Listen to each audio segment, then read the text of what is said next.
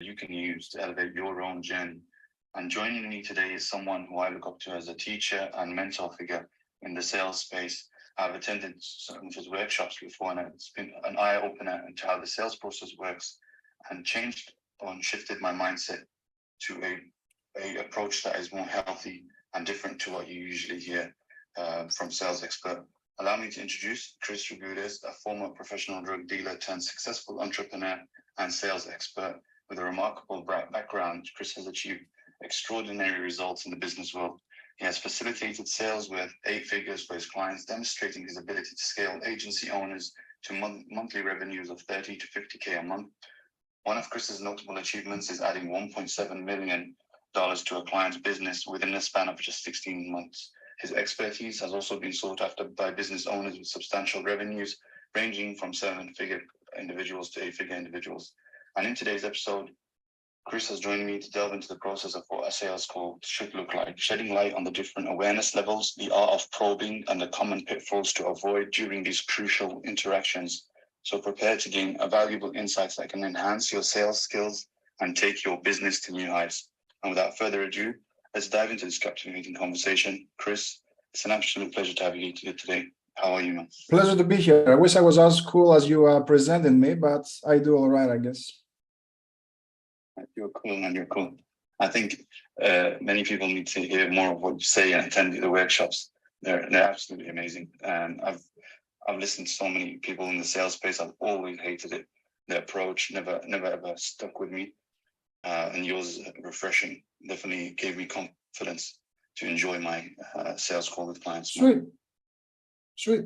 Yeah, let's get into it. I mean, we can dive into different things here, but yeah, like the old model of selling. I mean, no one is to blame, right? It's just how sales was taught by the books, by everything. But yeah, let's dive in and we'll unpack and we'll take it from there. So I was thinking a good point to start would be giving us what the sales presentation or the sales call should look like in stages, and then we can dive into different parts, into the details for each part and what that looks like.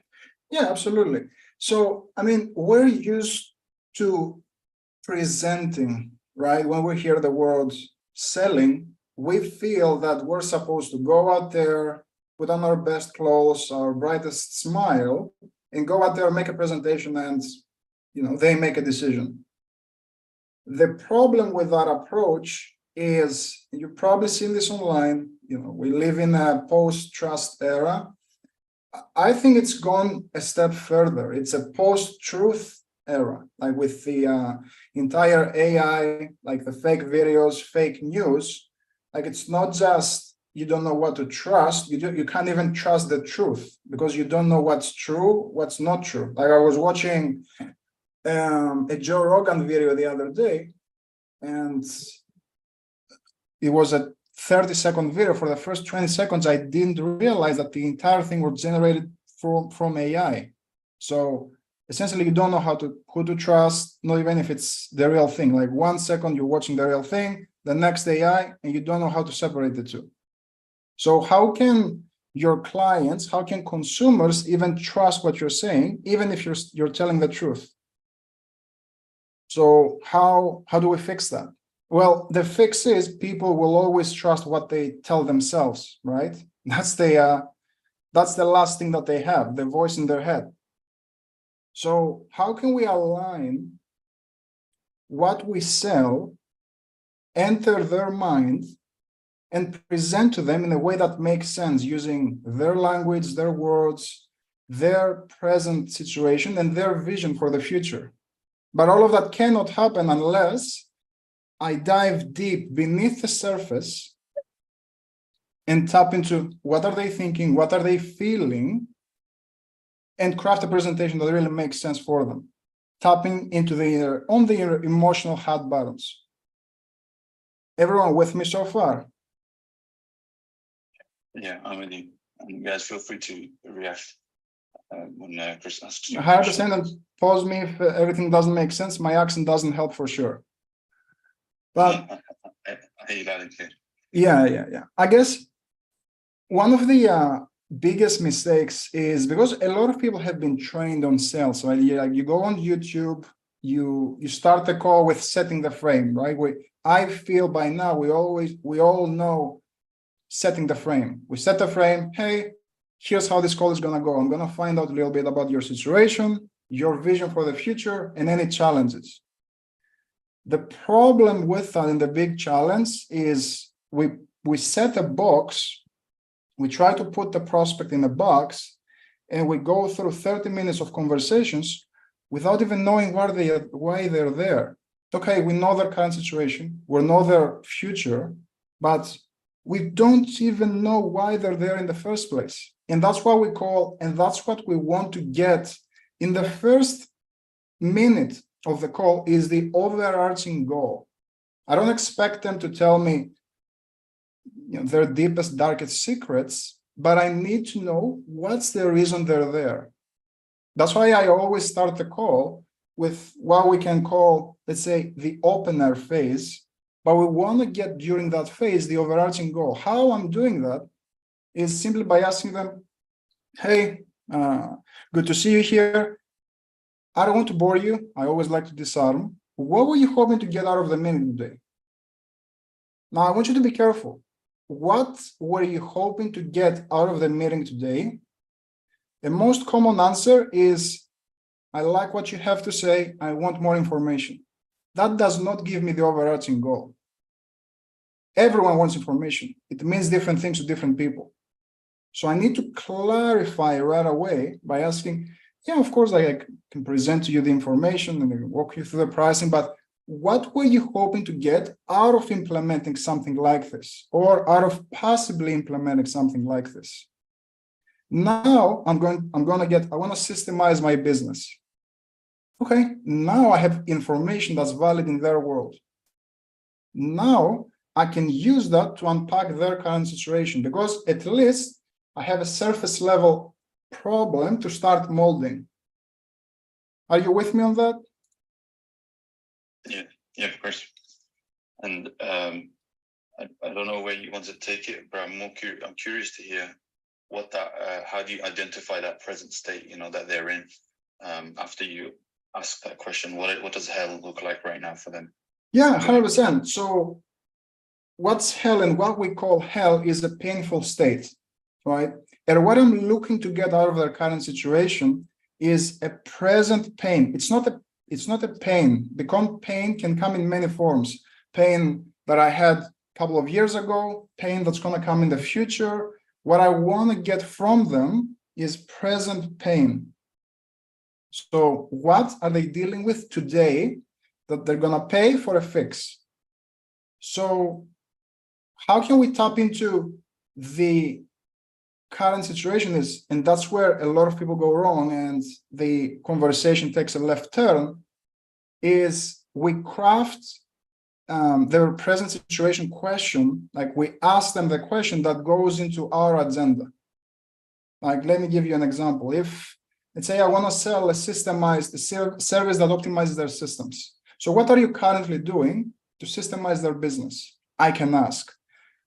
The problem with that is, if they haven't used that language so far, it's clear that I'm trying to take them a specific direction. I'm trying to lead them. And when I do that, this triggers sales resistance in their mind, and they're going to start closing up.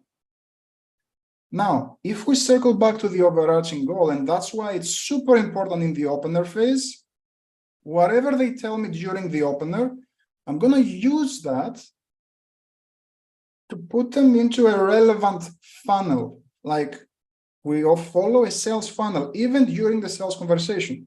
So how I'm going to weaponize that is, if their overarching goal is, yeah, I want to increase my sales because I have low closing rates. My present state question is going to be, okay, so what are you currently doing to improve your closing rates? Now it's very relevant for them. I've done a good job grabbing their language, their pain from my overarching goal, and I've used that to ask a present pain question. So what are you currently doing to improve your closing rates? Now they're going to start opening the kimono, for lack of a better term. I shouldn't stay just there. What comes next is I want to start, even in the present, the current situation phase, I want to start intensifying that emotion. And how I'm going to do that is I'm going to ask, how long have you been doing it that way? One question. Let me say that again. How long have you been doing it that way? And also, I guess, was there a specific reason that you chose to do it that way? I'm asking these questions because even at that stage of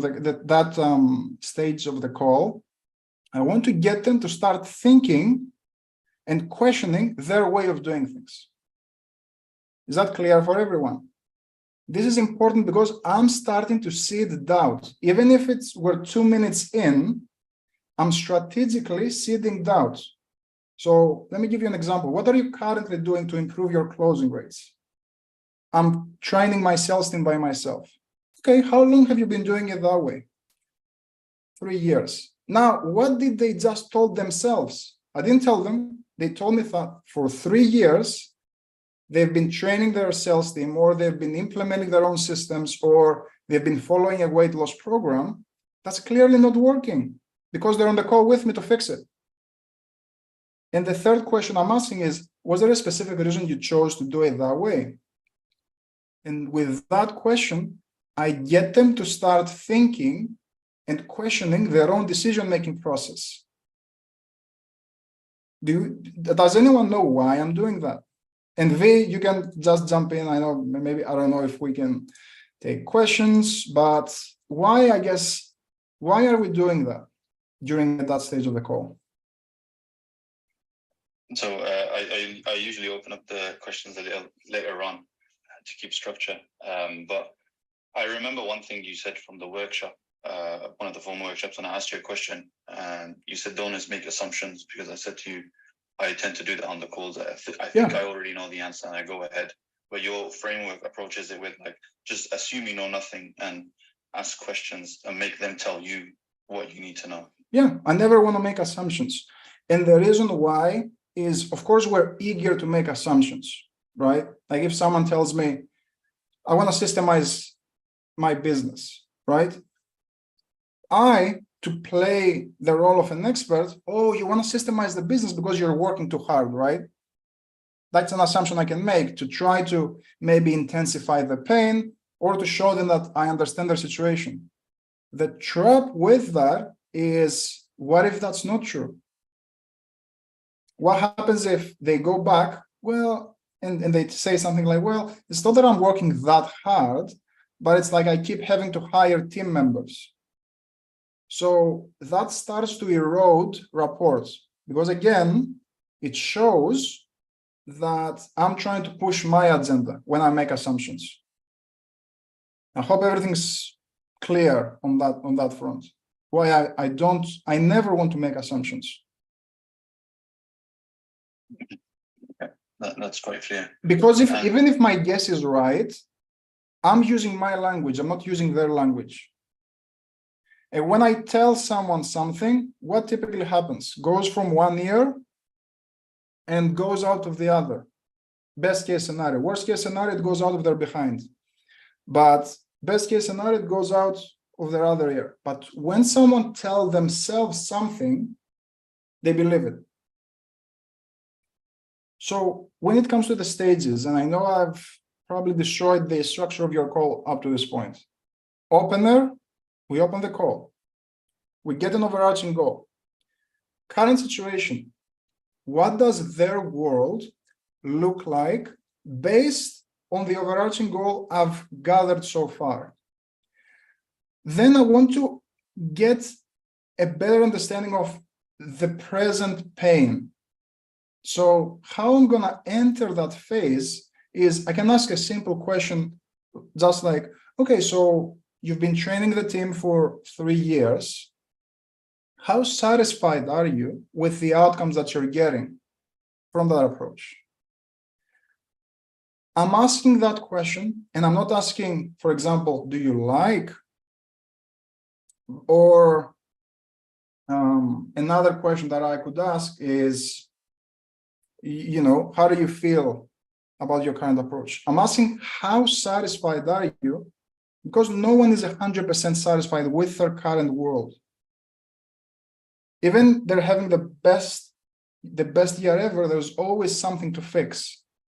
So by asking, how satisfied are you with your current process, it directly leads them into opening up. Well, the results aren't bad, but, and what after that, what happens and what they say after that but is gold for me, because I have found a dent in their armor, something that I can clarify, something that I can probe into, so I can find a true problem.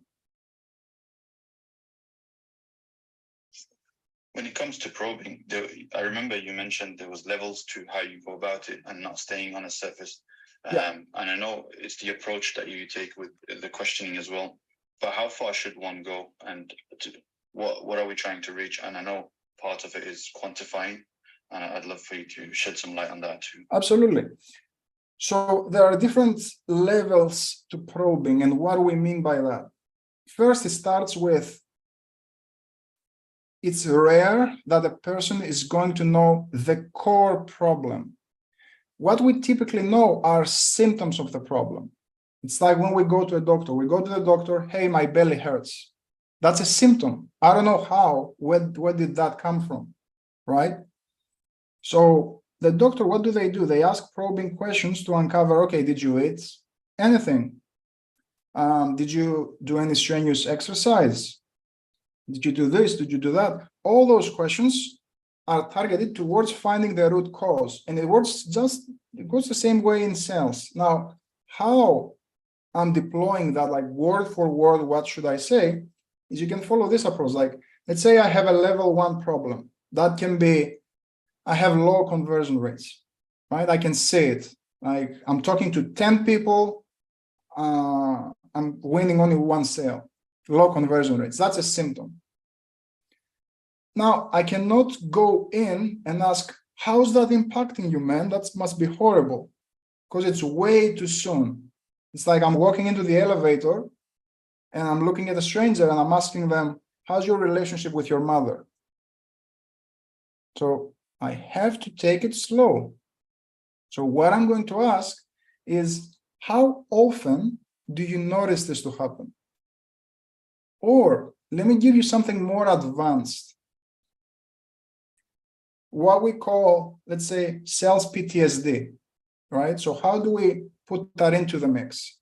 So when they say, I have low conversion rates, or, I notice that I'm gaining weight lately. So hold on. When you say you've noticed that you've gained weight lately, if you look back just for a second, what are you seeing exactly that makes you say that?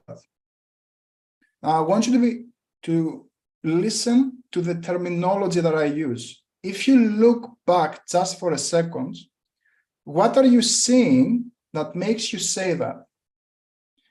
When I'm using that terminology, look, see, I'm forcing them and I'm planting an image in their head.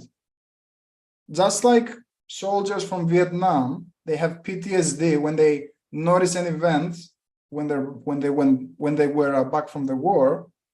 When I use terminology, what did you see in your day-to-day that makes you say that? I'm making them relieve that pain, but I didn't tell them. I showed them by asking that question. So I'm making them relieve that unpleasant experience. So if we look at an example, I have low closing rates. Hold on though, if you look back just for a second, what are you seeing exactly? Well, the last week, I've had 5 calls and I didn't win any sales. Ouch. Right now, I relieved all that rejection.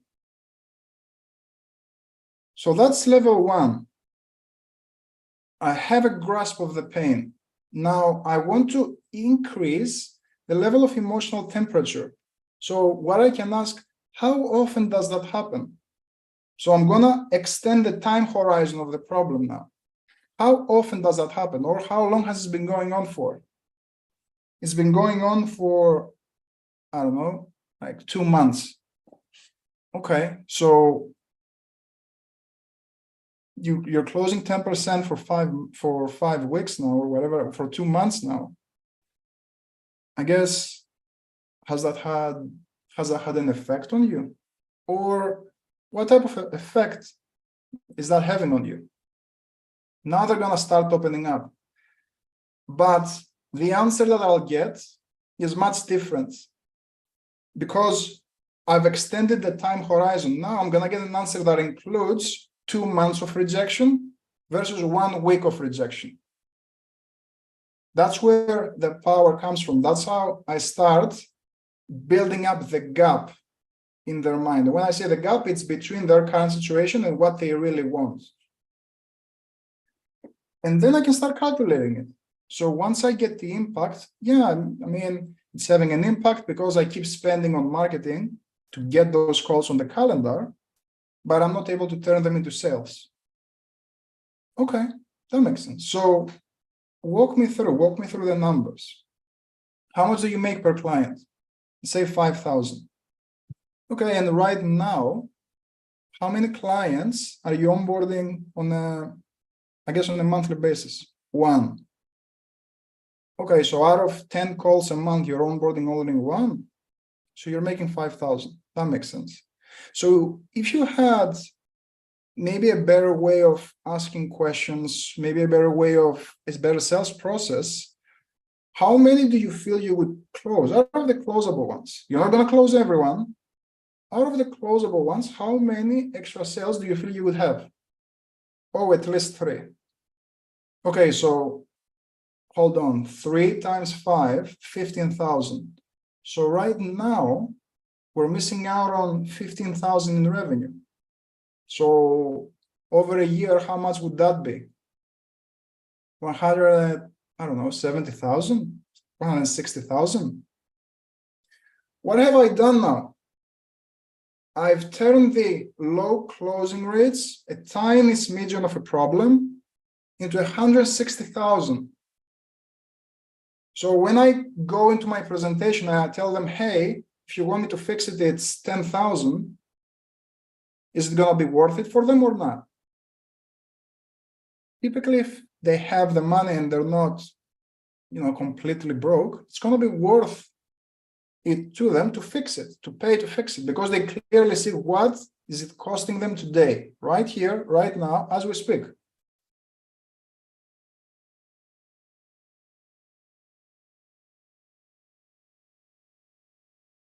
So just to put everything in a bundle, I get the problem. How satisfied are you? Well, I am satisfied, but I have this problem. How often does this problem happen? Okay, so this problem happening for this long, what type of impact is that having on you? Finding the core issue with the impact. And now I can put numbers behind it. So that's level 4. Okay, so I get the concrete numbers.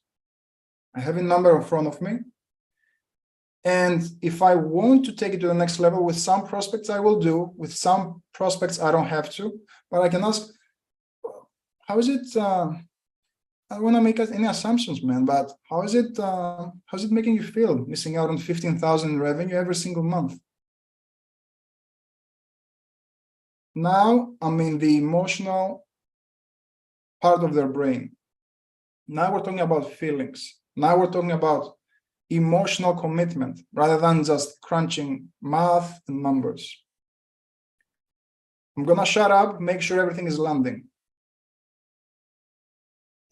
It's definitely landing, and I like the frame, the therapy approach, or the therapist's approach to it. And but you said it's 4 levels, and then when you reach level 4 is where you actually bundle it up and quantify what's going on. Yeah, 100%. And then from this stage, now that you have all this information, are you looking to go into like guiding them towards the outcome? Are you looking for ways to be persuasive and lead them to a successful outcome from the call? Now, what I typically do is before I start diving into what heaven looks like if we fix the problem, is I want to start, if I can, preventing some objections. So just to give you an example, one great objection prevention question is by asking them, okay, but besides making more sales, I'm removing the obvious answer. So besides making more sales, because that's what I extracted so far, I don't want them to repeat that again. So besides making more sales, what's the main reason why you might be looking to work with an expert to fix this, rather than just double down on what you're currently doing? And that's essentially a pulse check to see if they're open to change, if they're open to getting help. Because a lot of people, you might think, hey, they hopped on a call, they're ready to make a change. No, there are many tire kickers. There are many who just want to see if there's a bare shiny object for them to hop into. I want to get a deeper commitment before I dive into their heaven. That's why I'm asking that question. And typically, just to unpack the question a little bit more, it's going to prevent the do-it-yourself objection. So I'm going to repeat the question. Besides you wanting more sales, because everyone wants that, what's the main reason why you might be looking to work with an expert in this instead of just double down on what you're currently doing? Or maybe I can remove options, I can kill other options as well. Or maybe hire a sales leader, fix it that way. Now, what are they going to do? They're going to come back and they're going to say, well, what I have been doing is failing so far, so I don't want to continue failing. Or they're going to say, well, I want to move faster. I'm looking for speed. I don't want to waste more time. That's objection prevention. And then we can introduce other objection prevention questions. For example, time. And this depends on what type of sales conversations you're having. If you see that the time objection is something that's coming up, you want to ask questions like, okay, and as you might understand, it does require some time to implement a new system so you can get the outcomes that you want to increase the closing rates. So I should probably ask, how much time would you have to put into something like this on a weekly basis so you can start getting more sales? I'm always tying into the outcome, because when I tie it into the outcome and not my product, I'm going to get a true answer. If I just ask, how much time do you have to invest into something like this, and I leave it there, they might come back and say, well, how much time do you need from me? No, I don't want that to happen. What I want to happen is I want to show them that we're working side by side. Be real with me. How much time can you invest so you can improve your closing rates? That's how I'm able to start preventing objections along the way. Same goes with the partner objection. Same works with the timing objection and everything else that might come up. And this is something that when we're putting together the script with clients, or when you're putting together your own script, these are things that where you have to think about your previous conversations and start thinking, what can I say during the conversation? What can I ask during the conversation to prevent that from happening at the end? That's how we can turn skeptical prospects into lay down sales. It's not by moving a magic wand. It's not by becoming Jordan Belfort. It's by looking at what objections are you getting and installing the right questions in your sales conversations, but also creating assets in your marketing to prevent those objections before they hop on the call with you. I'm talking too much and I'm probably hurting everyone's ears. That's all right. I think many people have found value here with what you're saying. And I'm glad this is recorded as well, because you've been dropping a lot of gems on the approach to how you do this as well. Like you're very artful and masterful rather. And with the tactics, many people will try to handle the objections towards the end, and they become the defensive ones. But the way you set it up is you try to make them take down their own objections before we even reach the end of the sales call, which I really like the approach to that. And it's perfectly valid to want to objection handle and try to diffuse objections. But the thing is, if we are service providers, if we want to improve the product, there's only so much you can do. So why not do some prevention, even with, again, marketing assets? Like if you're getting the money objection and prospects don't see the value, why not create a video that they have to watch before your call to make your job easier? It's not just about becoming masterful at sales. It's about creating an ecosystem that makes your life easier overall. Until this point, I know the next part is now where you actually kind of try to close and handle objections that may arise. But up until this point, are there any common mistakes that you see that you haven't maybe covered or you want to talk about more that a lot of people tend to do on these type of calls? Yeah, one big mistake is digging into the wrong problem. Again, making assumptions where I start asking and digging into a problem that isn't there, into something that they're not looking to change. That's why it has to come from them. Also, what a lot of people make is they don't do enough probing and clarifying. Like they feel they have a problem, but the challenge with that is they feel they have a problem and they move forward. Okay, what are your goals in 12 months? And they start building the bright picture. Well, the thing is, if you solve surface level problems, you're gonna pay surface level money. They're not gonna see value. That's why when you hear, let me think about it, when you hear, let me get back to you on this, when you hear, I can do this, but in 2 months, there's not enough urgency. But urgency doesn't come by fast action discounts. That's external urgency. Internal urgency comes when you show me that with the problem that you just showed me that I have, I'm missing out on 15 grand every single month. That's going to put a fire under my behind to fix it. It's not going to be your $500 off.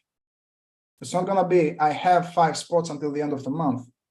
I couldn't care less about it.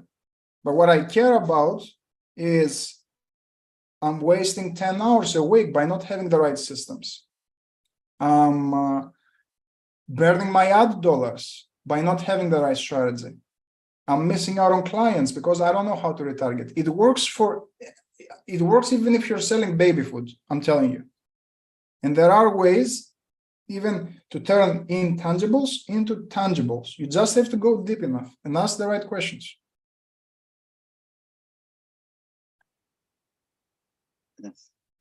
I see. Once again, I see how you also approach it. You know, sometimes this would count as an objection, I guess, because we are entering that region. Sometimes someone will say, actually, how will you determine on a call whether someone was actually interested versus a prospect that's not, even after all these questions and answering that they're not a right fit for whatever reason, or it's a lost prospect? Yeah, so one key piece, because a lot of people, they're going to have problems. We can show them the root cause problem. We can show them, what are they missing out? But there are prospects who still don't want to make a change. So this is where we have another objection prevention question. And it's, okay, so before we started discussing, have you been out there looking for other ways to get help so you can increase your closing rates? Or what have you been doing? Now, if they come back and tell me, no, I haven't done anything really, and they've had this problem for 5 months, that's a red flag. That's a conversation that I need to have. Because what objection am I going to get at the end? If they have a problem for 5 months, they haven't talked to anyone about fixing it, what objection am I going to get? Let me think about it. And I go on another 5 months without fixing it. So how can I handle it? Maybe pre-handle it. So when I ask this question, before we start discussing, have you been out there looking for other ways to get help so you can fix X and Y and Z problem? Or what have you been doing? No, man. I mean, I've been busy. I've been this, I've been that. How do I handle it? 3 different steps. First, I want to get permission to reframe because that person needs a reframe, right? Can we all agree on that? We need to reframe their mindset to get them to understand that it's urgent to fix it. So it starts there. But I cannot just slap them around without permission. Hey, man, you told me that you're missing out on 15,000 a month. What's wrong with you? No, that triggers resistance, we're lost. So I have to ask for permission to reframe. So what I'll say then and there is, are you open to a suggestion here? Or let me give you variations on this. May I offer some perspective on that? Or what if it wasn't what you thought it was, though? That's permission to reframe. And unless they're completely against everything, you're typically going to hear, yeah, I'm open to a different perspective. So now we're moving into step number 2, which is I want to deploy the reframe. I want to reframe their mindset from being in a state of inaction to a state of action, to a state of commitment. So what can I ask there is, okay, so I guess if you've been following a certain sales process that never got you to capture that 15,000 a month, what prevented you from making a change? Oh, I've been busy, I've been this, I've been that. Okay. Have you ever considered that this mindset of having a problem but not doing everything to fix it, not doing anything really to fix it, is keeping you exactly where you are in your business and your life? And I hope I'm not offending you by asking that. What am I doing? I'm giving them a light slap so I can change their mindset. But also at the end, I want to diffuse any resistance that I'm about to get. I hope I'm not offending you by asking that. Or I hope you're okay with me saying that. Let me give you an example. About, I don't know, it's been a few weeks now. There was a prospect. I asked him this question and he's like, yeah, I'm just reading books. I'm doing this, I'm doing that, but I never quite finish it. There's always something comes up. And I tell him, yeah, man, I mean, something always will come up, but may I offer a different perspective on that? Sure. Have you found that, like, if you ever considered that type of mindset where, in the slightest obstacle in your way, you default to procrastinating instead of stepping up? Have you found that keeps you stuck exactly where you are today? And I hope I'm not offending you by saying that. I'm saying that because I want you to win. What did he say? Did he call me an a-hole? No. He's like, yeah, man, you're right. I mean, it has held me back. I should not stop there. I haven't done my job quite yet. They have accepted it. They have accepted the reframe, the opinion of a stranger, but they haven't committed yet to change. So how am I going to get them to commit to change? I'm going to get them to commit to change by asking them, well, and I want you to be careful to the language that I'm about to use. Well, how do you feel we can resolve that? Where you can start taking action so you can fix X and Y and Z so you can get to the outcome that you want. I'm not saying you. I'm not saying how do you think you can fix it? This is combative. This is what I would tell someone that I'm standing right across the table. No, I want to sit right next to him. That's why I'm saying we. And I'm sitting, I want you to notice here that I'm sitting as working together. But I'm doing it strategically with a question. I'm not making assumptions. I said, how do you feel we can resolve that, where you can start taking action so we can get you to X and Y and Z goal? And that's where people come back and say, no, I have to commit. You're right. But guess what? I'm not going to stop there either. Because again, they have accepted it. They have accepted the opinion of a stranger. But now I've planted that opinion. I've planted that frame. I want to get them to defend that. Two ways of doing it. One way is simply to ask why. So when they say, yes, I'm ready to commit. May I ask why though? Why you're committed to change? Now, what are they going to do? They're going to start selling themselves on committing to a freaking product. And who are they talking to? They're talking to someone who's about to sell them. So they're committed to change. And once they commit to change, they're going to be in a buying state. And that's where I want them.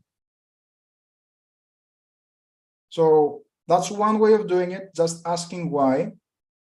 The second way of doing it, which is showing them, I guess, by asking them a consequence question. So what I can ask there is, what happens if you don't commit though? What happens if you don't commit to change? Well, things are going to stay the same, and I'll keep missing out on 15,000 a week. Now I'm going to ask them, are you okay with that playing out? No. Okay. Now we're in agreement. I've seeded the reframe. We're on the same side of the table. And now I can continue the conversation with them being committed to make a change.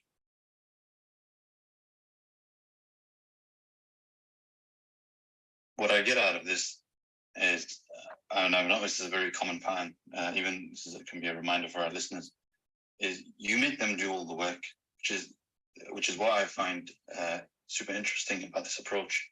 Oh, I'm very lazy. Absolutely. Everyone else is doing the work. You're making them do it. You're making them reveal like how bad the situation is, commit to it, and then sell themselves as well. So you don't even need to come in and do anything. It's like you're just asking questions and letting them do the work, which I find quite amazing. It's such a refreshing approach to handling a sales call as well. Yeah. I don't like to do a lot of work. I'm not there to persuade people. I see that, definitely. We need to tap into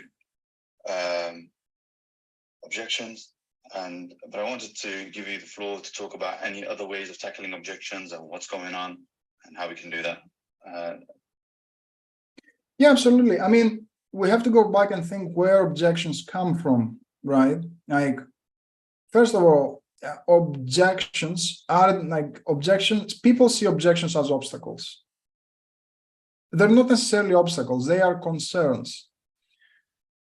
Now, 80%, I would say 85% of objections are preventable.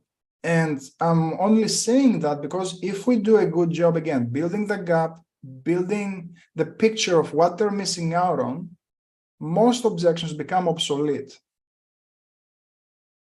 Most objections become obsolete.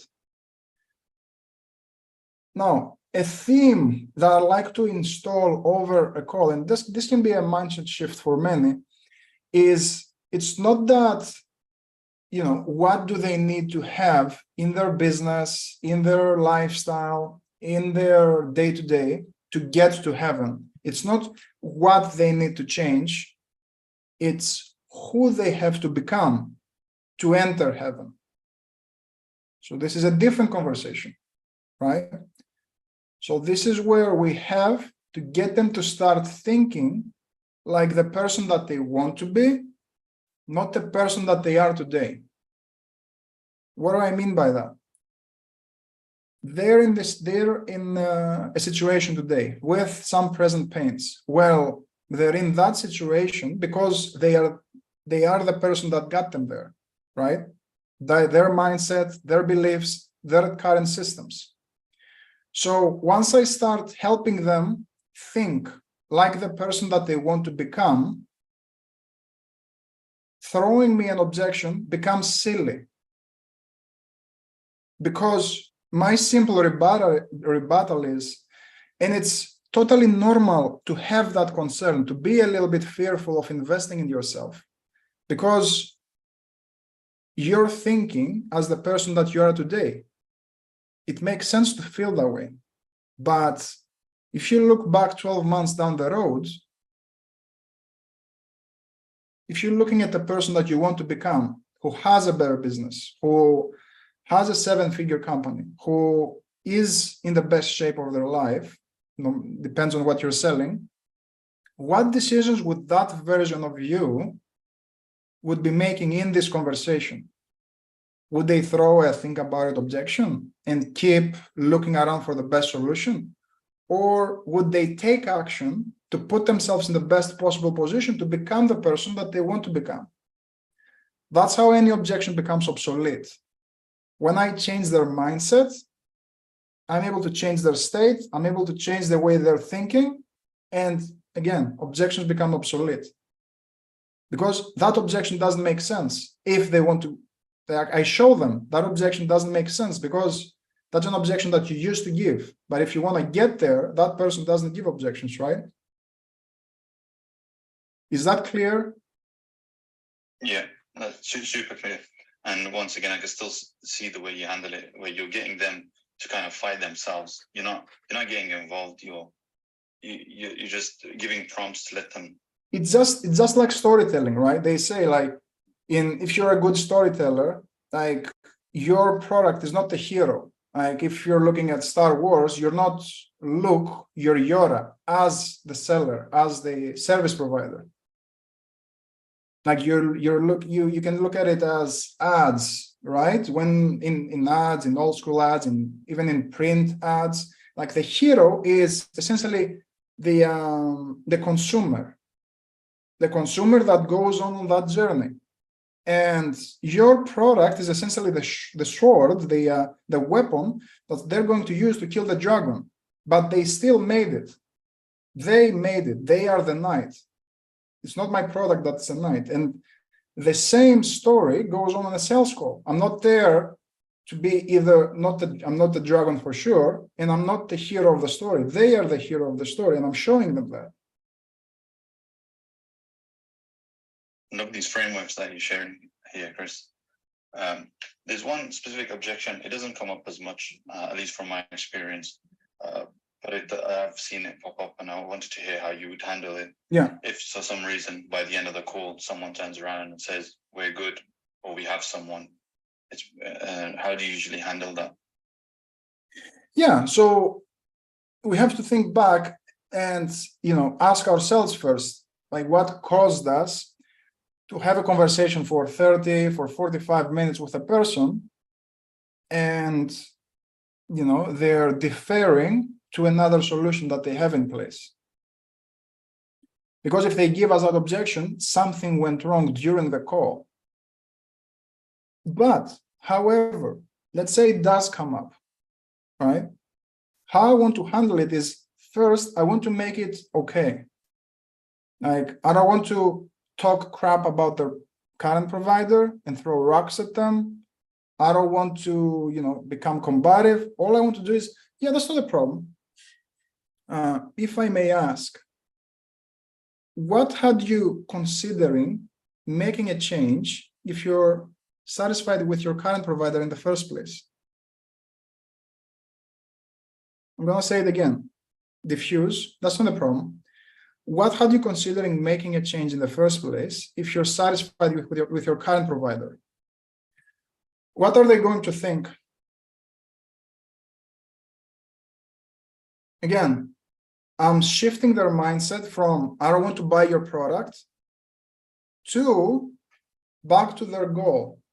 Like we went from I don't want to buy your thing, we already have a thing, to well, what had you considering making a change in the first place if you're happy with what you have? Because they took 30 minutes, 45 minutes of their time to talk with me, right? But I'm not going to tell them. I'm just going to point it out with a question.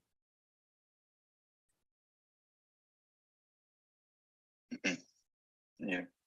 And yeah, once again, the theme that I keep seeing here with everything is you make them do the work for you. Just find a way to position the question where they have to kind of answer their own question, or they have to deconstruct their own objections.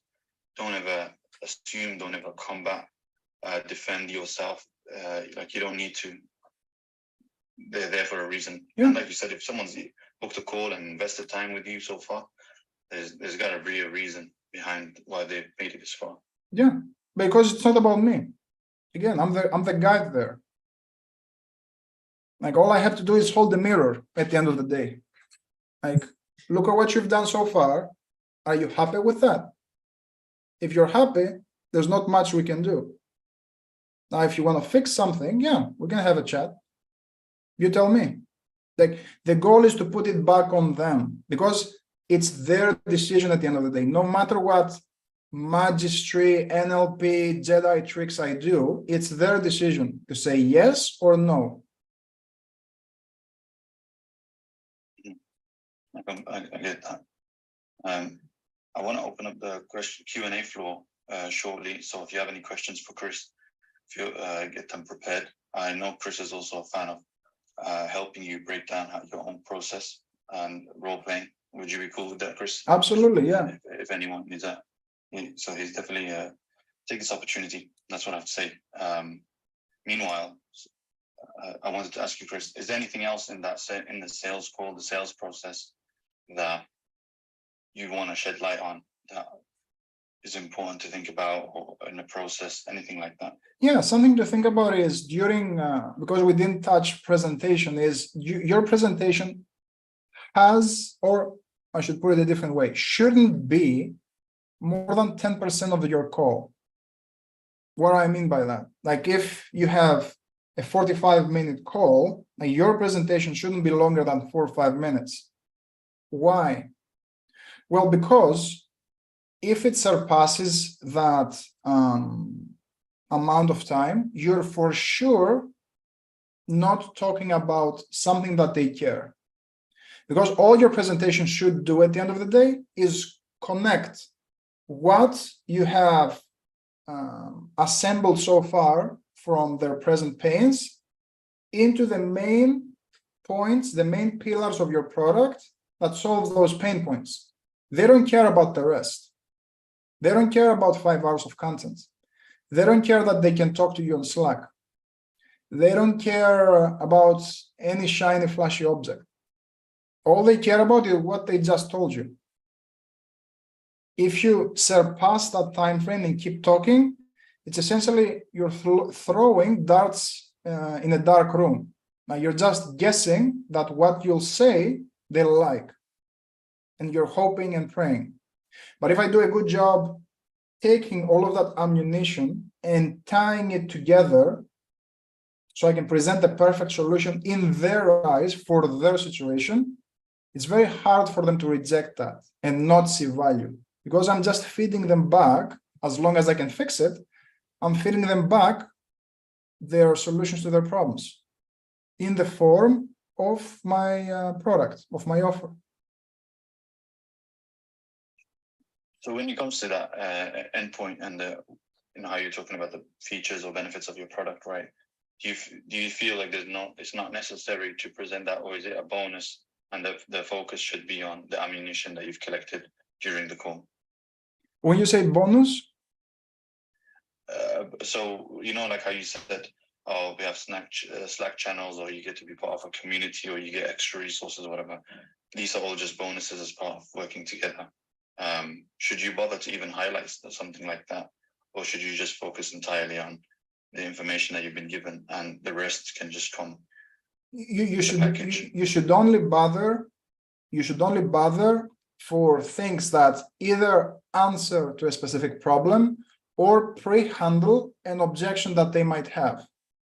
For example, if you see that in the industry, for example, in the agency space, right, a lot of people they worry.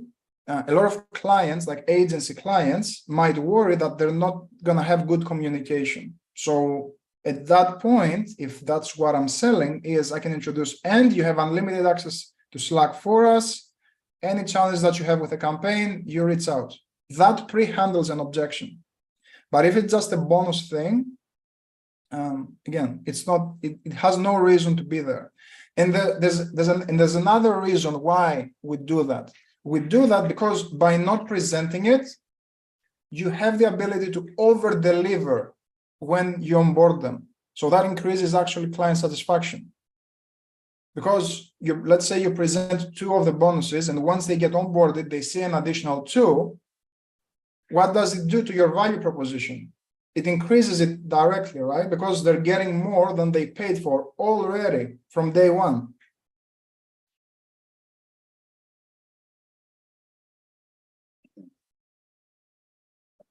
See. So we have one question here. Firstly, if anyone wants to ask any questions, feel free to click the button in the left-hand corner, or just leave your question in the comments and I'll read it out to Chris. First up, we have Andrew. Go ahead. Hey, thanks, V. Great spaces here, Chris. I love the psychological approach that I guess how you approach clients into getting them to convince themselves in the sale. It's a real eye-opener for me, realistically. So my question is this: should you create more personalized content? Sorry, am I still on here? I can hear you, yeah. Oh, okay, sorry. Should you create more personalized content to overcome all the possible objections that people would have beforehand? I guess if you know the pain points that people have, you can possibly, I guess, gather that information beforehand, present it to them, so that it'll be easier for the ultimate sale. Should you take that approach, or should you still just get in the call with them regardless? Take the more psychological approach that you were talking about before, and then ask them questions so they overcome their own objections themselves. You do both. So you should 100% create assets in terms of videos or a landing page and have them read that or watch a video to pre-handle their objections. But you still can introduce those questions. And if you don't see any red flags, you just brush them through. It will take you an additional 10 seconds for you to answer a question. No, that's good. I have the time to do this. And I saw in your video, all I need is 3 to 5 hours, so I can handle that. Box ticked. You're done. Okay, sounds good. Thank you so much, man. Yeah, 100%. Yeah, and if you have any more questions, Andrew, feel free to ask. Absolutely, yeah. Anytime. Yeah, because I know you're in the video space, and I'm sure Chris can help you see a way to quantify that for your clients. Well, okay, fine. I have another one then, I guess. Good. So because of that, is video the only type of format that works best for counteracting any type of sales objections? Would you suggest any other mediums that may possibly work as well? Yeah, you can have a landing page. You can have a pre-sales Google Doc. Even a post can act as a pre-handler. Like if you're on Twitter, for example, you can create a tweet and once a month retweet it and say, one misconception a lot of people have is creating video takes a lot of time. Meanwhile, my clients produce 30 pieces of content in 5 hours a week. Like, if you start seeding those beliefs in your marketing as well, like they're gonna come with those beliefs in that call, and it actually becomes a selling point. Do you see what I'm saying? Yeah, I see exactly what you're saying, and actually, I've been starting to implement a little bit more of that into tweets here and there. So I'm actually taking that approach. Yeah, and you even can create memes about it. The contrasts but because memes, they pierce through the noise, but they serve as a powerful conversion mechanism in a lot of cases. So yeah, 100%. Okay, thanks a lot, man. Yeah. You know, as part of the sales process, Chris, we find, or at least for me, I found that there's certain, if your offer is not on point, you tend to not know the direction to take the sales call. And I've noticed that based on our conversation here today and, you know, the space. So I was thinking, how important do you need to have your positioning dialed in? Like, I don't want to go straight into like a deep topic of offers and things like that, but I know you're well versed in that area too. So I thought I'd ask, because your when the way you speak is like you're sure that they're about to arrive at this certain point which you can solve. But if you have so many services, then you get stuck because you don't know how to take that move that conversation forward. Yeah, it's about around the offer is, and you have to look back. I guess map out in a piece of paper what are all the features of your offer. If it's video creation, subtitles, editing, repurposing, what exact problem is that solving for them? Like if it doesn't solve a present pain big enough, maybe it shouldn't be there, or you don't have to present it.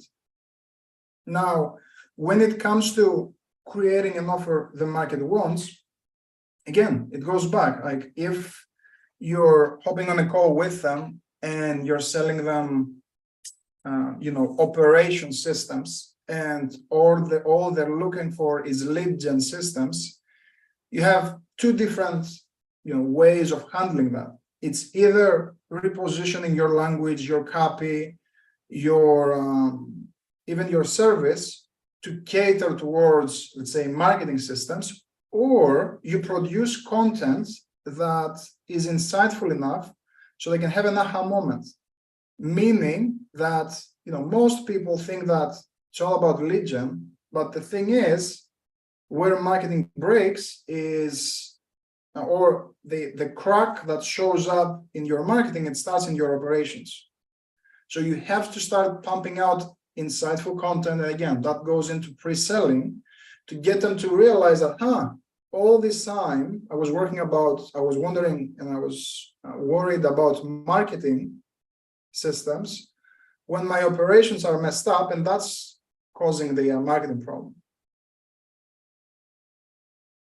I see. So it's once again, you're reframing the way they see that and bringing it back down to the funnel. That's appropriate. Yeah. Yeah, I made a note of that as well before. I remember you were mentioning you should have these kind of funnels ready of how the sales call can go and being ready to take them down the route that's appropriate. Yeah.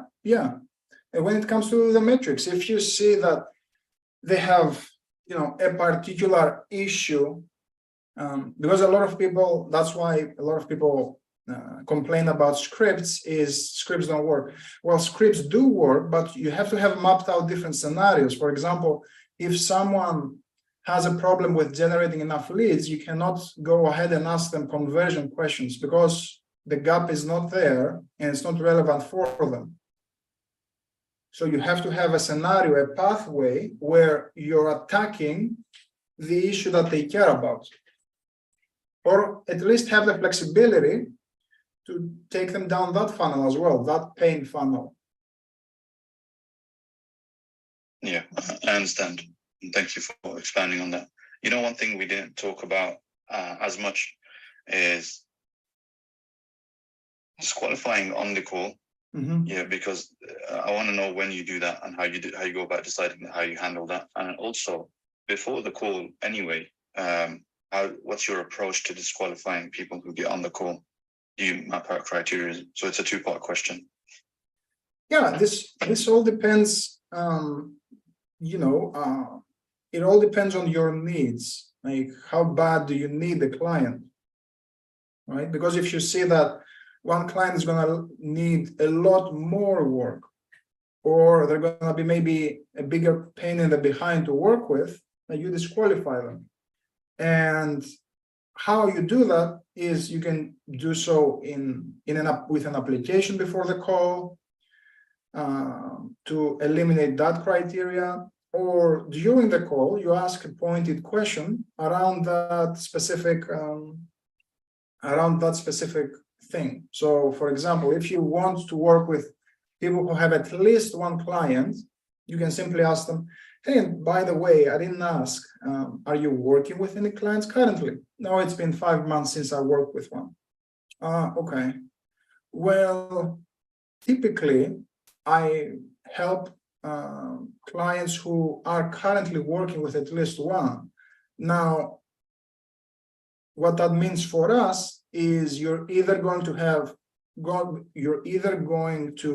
to go through my preliminary program that's gonna probably require an additional investment because you're starting out and I'm gonna help you with X and Y and Z. Or I can send you some resources, maybe start working so I can help you out to at least get you to a point where I can actually help you. Now, which one feels best for you?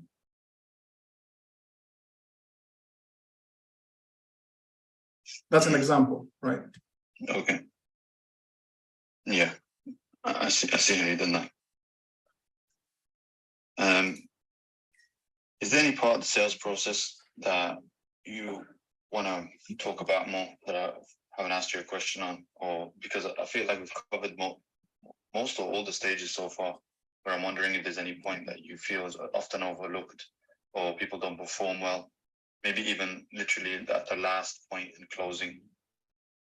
Yeah, maybe two things. I guess we didn't talk about, heaven and how to help them tap into that. One mistake people make is, what's your goal in 12 months, right? They just ask, what's your goal? Or what are you trying to achieve? The problem with that is by framing it that way, it's as you may force yourself into not being needed. What do I mean by that? You might trigger a scenario where you ask them about their goal. Let's say they are at, I don't know, 20,000 a month. What's your goal in 12 months? Let's say 50,000 a month. Okay, so with what you're doing right now, how close do you feel you are to getting to 50,000? Oh, we're close. Now we are a little bit screwed, right? Because they don't see us as a need. They see us as a nice to have because they see their goal as something that they can achieve on their own. So how should I paint the heaven picture then? I have to ask them, okay, so I have to stack it. I have to stack the problems and some benefits that they're looking for. So I'm going to frame the question as in, okay, so let's say I was able to come in, help you increase your closing rates so you can get higher lifetime value with each client and also not have to waste as much on marketing. What would be your goal in 12 months if we were to, well, what would we be celebrating? Now this forces them to go higher, right? Because this assumes, the way I frame the question, that we're going to remove some obstacles, which it will allow them to have a larger vision that they cannot achieve unless they remove those problems. But how are they going to remove those problems? By working with you. Does that make sense? Yeah, that makes sense. So you're positioning yourself as the solution for that dream to happen. Otherwise, exactly. Yeah. I see how that works. And you said there was another point that you wanted to cover. Yeah, the other point was during the close, like a lot of people overcomplicate it. If we've done a good job unpacking everything and presenting, like all you have to do with the close is simple. Let's say you go through the presentation. Before you drop price, you ask them, I'm going to walk you through the investment and how that works, but based on the plan that I put together for you, do you feel like this is something you could do so you can get to outcome? If I've done a good job presenting, I'm going to hear a loud and clear yes. Now, I shouldn't stop there. I want to get them to defend that yes. So I'm going to ask them, oh, why do you feel that is? Now, what they're going to do is, again, start selling themselves. Oh, this is going to help me because you have a lot of support here, and this system is going to help us do that, and this, that. Okay, that makes sense. Now they're locked in. It's impossible for me to get a value objection at that point because they just accepted it and they sold themselves onto my solution. So the close becomes simple from that point on. All I have to do is, perfect. It sounds like we found what you were looking for so you can get to outcome. Now, what's needed for you to increase your closing rates and get to 100,000 a month is 4,000. How would you like to proceed? That's it. And are you of the opinion that you should collect the payment on the call? Yeah, if you can, get it done then and there. Yeah, definitely something I need to work on. I tend to not do it, and then I realize sometimes with the clients I've had before, it'll take them like a week to get back to me, but they carry on. It's super annoying when you have to work with the flow of your clients as opposed to closing it there and then on the deal. Yeah, so what you do there, how would you like to proceed? Yeah, man, I mean, perfect. Typically from here, the next step is we take care of the investments. All I need is some basic details, and we schedule our first onboarding call. I invite you to our Slack channel and we kick off the journey so you can get to 100,000 a month. Would that be appropriate for you, or does that make sense for you, or where should we go from here?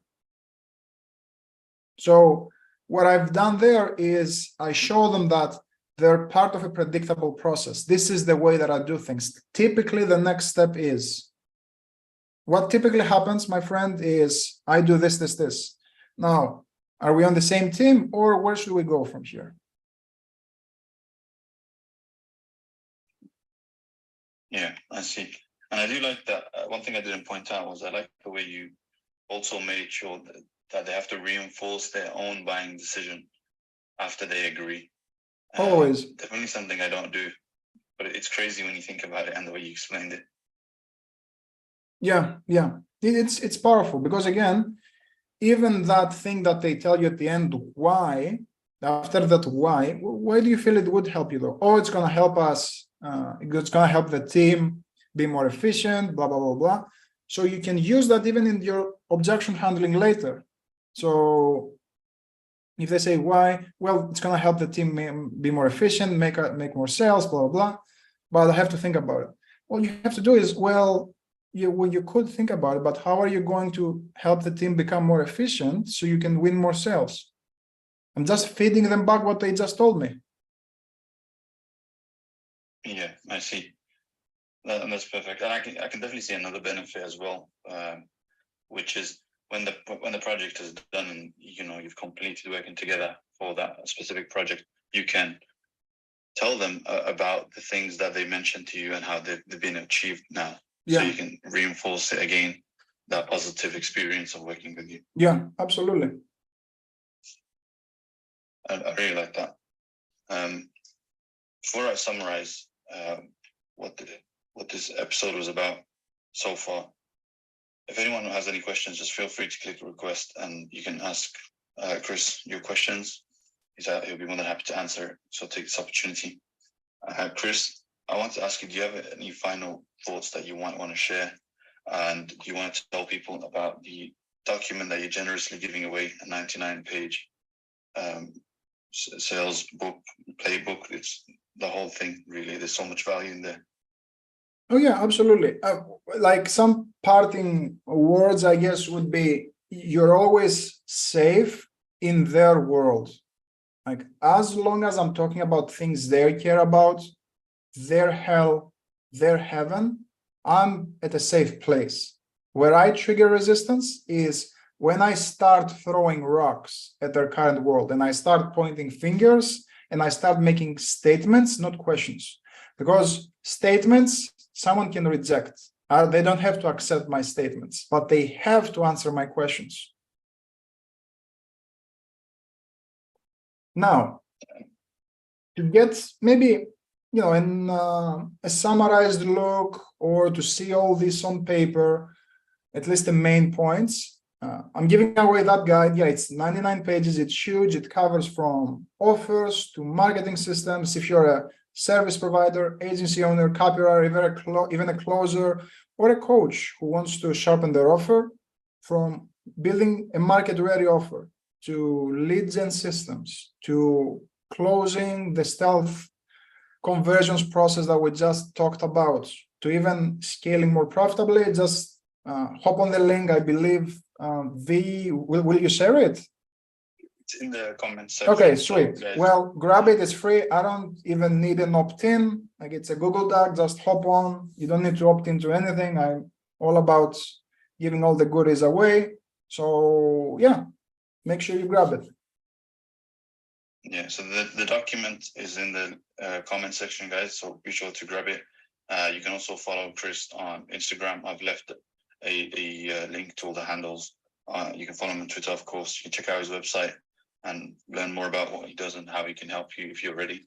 I want to say, Chris, thanks for coming on, and to just give a quick summary of what's gone. This episode was about.